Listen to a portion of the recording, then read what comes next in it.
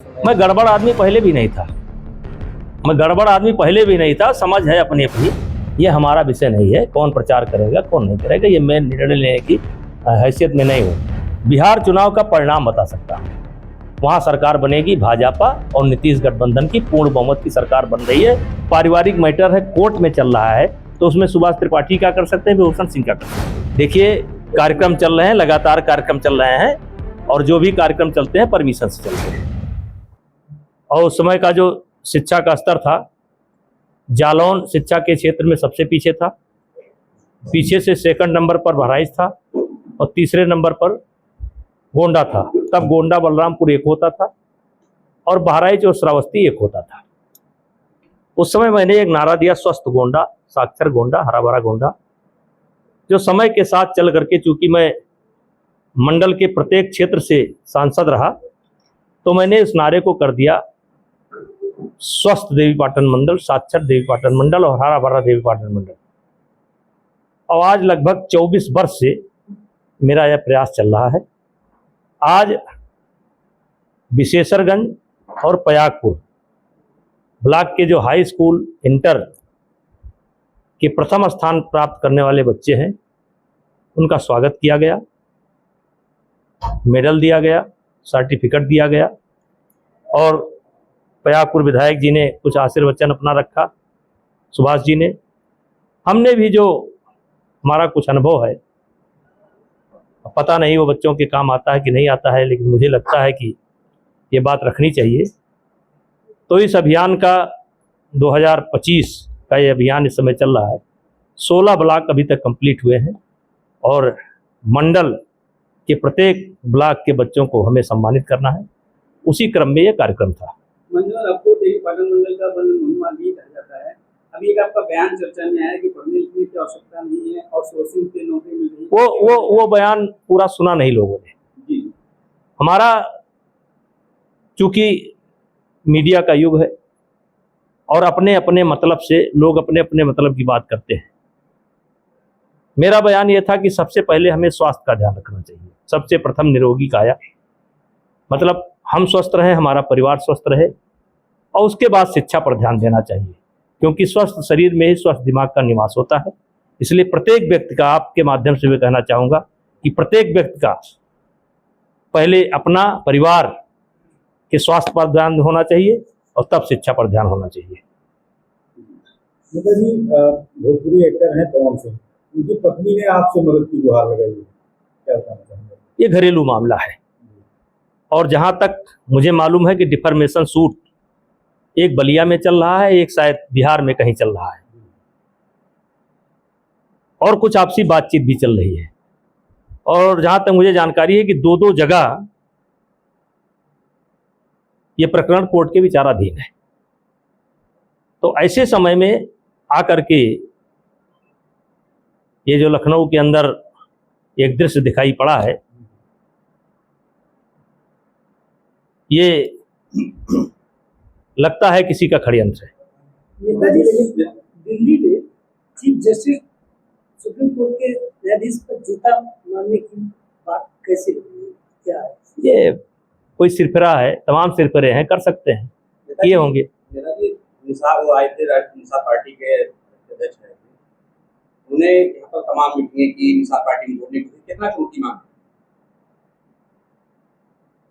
ये कोई प्रश्न नहीं है आपका, ये प्रश्न ही नहीं है आपका, पहले प्रश्न सही करिए। तमाम चैनलों पर ये भी चल रहा है क्योंकि जातिगत रैलियां प्रतिबंधित हैं, ऐसे में एटा में आपके द्वारा जो रैली निकाली गई उस पर तमाम खबरें चल रही हैं, ये आपके द्वारा? ये मुझे नहीं मालूम है। देखिए कार्यक्रम चल रहे हैं, लगातार कार्यक्रम चल रहे हैं, और जो भी कार्यक्रम चलते हैं परमिशन से चलते हैं। सांसद जी, आपने एक बड़ा कार्यक्रम जनवरी में आयोजित किया है। हाँ। सनातन संदेश उसका मुख्य मकसद है। अब आपने मंचों से भी कहा है कि जो लोग सनातन पर सवाल उठाते हैं वो आए और कथा में सनातन को जाने। इसी बीच जैसा कि आपने प्रश्न किया है, उसी है उनका सनातन का सम्मान नहीं सहेगा हिंदुस्तान। बाकायदा इसको कोड करते हुए चीफ जस्टिस के ऊपर जूता फेंका गया। हालांकि आपने बताया वो उनका एक सिलसिले का है, लेकिन उसने इसको सनातन से जोड़ दिया। देखिए उस घटना को सनातन से मत जोड़िए, उस घटना को सनातन से मत जोड़िए। मैं एक कथा नंदिनी नगर में करा रहा हूँ, जिसका कथा जो कहेंगे सदगुरु रितेश्वर महाराज, उनकी एक जगह मैंने कथा सुनी और देखा कि वो वर्तमान जो हमारे देश की समस्या है उस पर बहुत अच्छा बोलते हैं। तो मैंने उनसे आग्रह किया कि आपकी ये कथा जो है हम चाहते हैं बच्चे सुने। और सदगुरु रितेश्वर जी महाराज के बारे में आपको बताना चाहता हूँ कि वो एक पैसा किसी से लेते नहीं है, किसी से, ना कथा का ना वैसे। आप दक्षिणा देना चाहे तब भी नहीं लेंगे, 1 रुपया दे तब भी नहीं लेंगे, 1 करोड़ दे तब भी नहीं लेंगे। उनका काम कैसे चलता है वो भगवान जाने। तो उनकी कथा से मैं बहुत प्रभावित हुआ। तो मैंने उनसे आग्रह किया कि महाराज जी, मैं चाहता हूं कि इस समय मेरा क्षेत्र अयोध्या विकास प्राधिकरण के अंदर आ गया है, तो मैं चाहता हूं कि मेरे यहाँ के जो यूथ हैं उसमें मुख्य करके 4 जिला और अयोध्या और बस्ती, हमने कहा ये मेरे सन्निकट पड़ता है। मैं चाहता हूं कि 50,000 बच्चा प्रतिदिन इकट्ठा करूंगा, यूथ इकट्ठा करूंगा, और वैसे तो लाखों की संख्या रहने वाली है, तो ये कथा हमारे यहाँ कह दीजिए। तो वो तैयार हो गए। वो कथा करते नहीं हैं और उसी को दृष्टिगत रखते हुए वो हमेशा इस समय बच्चों पर कुछ ना कुछ बोल रहे हैं। और जो आज के विषय में जरूरी है, अभी आपने देखा होगा कि एक लड़का नीट में टॉपर था और गोरखपुर मेडिकल कॉलेज में उसको सीट मिली, मनचाही सीट मिली, और उसने आत्महत्या कर ली। तो विषय ये है कि अगर नाकामयाब लोग आत्महत्या करते हों तो बात समझ में आती है कि भूख से मर गए, समस्या थी मर गए। लेकिन ये आईएएस क्यों आत्महत्या करता है, आईपीएस क्यों आत्महत्या करता है, डॉक्टर क्यों आत्महत्या करता है, इंजीनियर क्यों आत्महत्या करता है, पढ़े लिखे लोग क्यों आत्महत्या करते हैं? तो इन्हीं सब विषयों के समाधान हेतु सदगुरु रितेश्वर जी महाराज की कथा 1 जनवरी से लेकर के 8 जनवरी तक प्रस्तावित है।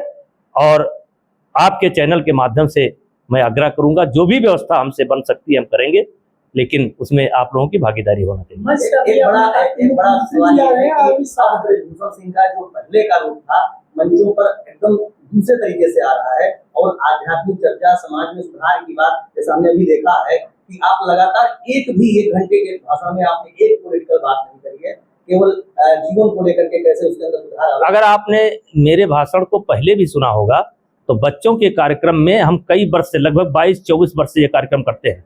बच्चों के कार्यक्रम में हम राजनीतिक बात नहीं करते हैं, हम हमेशा यही करते हैं। और समाज के बीच हम जाते हैं तब भी यही बात करते हैं। जब हम पॉलिटिकल कार्यक्रम में जाते हैं तो पॉलिटिकल बात करते हैं। तो क्या आने वाले समय में सर दिखाई पड़ेगा कि पूर्ण रूप से आप राजनीतिक जो आपकी अब तक एक छवि रही है उससे अलग आध्यात्म की ओर जो है मुखर होंगे, जो आपका इस समय? मैं गड़बड़ आदमी पहले भी नहीं था, मैं गड़बड़ आदमी पहले भी नहीं था। समझ है अपनी अपनी, मैं गड़बड़ पहले भी नहीं था। अगर गड़बड़ होता तो यहाँ तक न पहुँचता।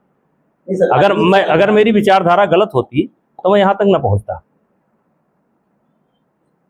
लेकर के आप बात करते हैं, जो किसी ने बाकायदा आपका नाम लेकर के कहा है, और खासकर कहा ये हमारे समाज के, हम क्षत्रिय समाज की बेटी हैं, तो अपने समाज के लोगों से उसमें बाकायदा उन्होंने सुधीर सिंह का, सुशील सिंह का, धनंजय सिंह का, ब्रजेश सिंह का नाम लिया और आपका भी नाम लिया उन्होंने, कहा हमें इंसाफ दिलाया जाए। देखिए, जब कोर्ट में प्रकरण विचाराधीन है, और मेरी जानकारी में एक बलिया में विचाराधीन है और एक बिहार में विचाराधीन है, तो जब पारिवारिक मैटर है, कोर्ट में चल रहा है, तो उसमें सुभाष त्रिपाठी क्या कर सकते हैं, विभूषण सिंह क्या कर सकते हैं, और कोर्ट जो तय करेगी वो करेगी। इस विवाद के बाद पवन सिंह को वाई सिंह की सुरक्षा दे दी गई, उनको पहले मिल चुकी थी, ये विवाद बाद में हुआ है। उनको सुरक्षा पहले, जब गृह मंत्री जी से मिले थे उसी समय उनको सुरक्षा, मेरी बात भी मान लीजिए, मैं भी जानकारी के साथ बोलता हूँ ना, उनको उसी दिन सुरक्षा अलर्ट हो गई थी। ये सुरक्षा, ये घटना बाद में घटी है। बिहार में जो चुनाव हो रहे हैं उसमें अब जो लोकमंच के कलाकार हैं, मैथिली ठाकुर का नाम आ रहा है, आरा से पवन सिंह की भी बात की जा रही है, और ये दिखाई दे रहा है कि वो लोग एनडीए का प्रचार भी करेंगे आने वाले। अब क्या लगता है कि इस तरीके से एक नया प्रयोग है और ऐसे लोगों? देखिए, ये हमारा विषय नहीं है, ये हमारा विषय नहीं है, कौन प्रचार करेगा कौन नहीं करेगा, ये मैं निर्णय लेने की हैसियत में नहीं हूँ। हाँ, बिहार चुनाव का परिणाम बता सकता हूँ। वहाँ सरकार बनेगी भाजपा और नीतीश गठबंधन की पूर्ण बहुमत की सरकार बन रही है। आप मेरे घर के लोग हैं, आप हम फिर मिल लेंगे चुनाव के बाद। कोई चुनाव नहीं है, चुनाव तय हो चुका है। भाजपा और नीतीश का गठबंधन पूर्ण बहुमत की सरकार।